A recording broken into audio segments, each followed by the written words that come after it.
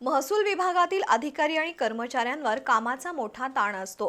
विविध प्रशासकीय जबाबदाऱ्या, नैसर्गिक आपत्ती, निवडणुका, नागरिकांच्या तक्रारी आणि विविध शासकीय योजनांच्या अंमलबजावणीच्या जबाबदारीमुळे अधिकारी आणि कर्मचाऱ्यांना धावपळ करावी लागते।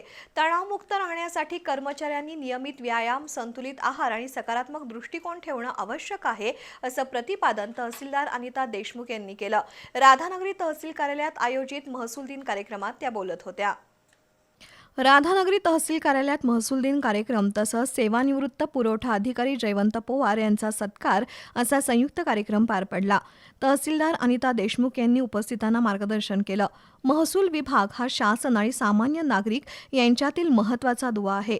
नागरिकांना वेळेत आणि पारदर्शक सेवा देण्यासाठी अधिकारी कर्मचारी सातत्यानं कार्यरत असतात।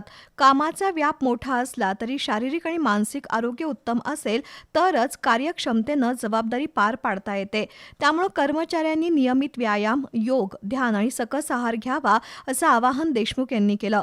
जयवंत पवार यांनीही सत्कारपर मनोगत व्यक्त केलं। कार्यक्रमाला मंडलाधिकारी प्रवीण पाटील, विद्या सूर्यवंशी, संभाजी पाटील, वैशाली दिवसे, विजय गुरव, विवेक पाटील, आबाजी पवार, सुशील माने, वैशाली पाटील, सचिन पाटील यांच्यासह कर्मचारी उपस्थित होते।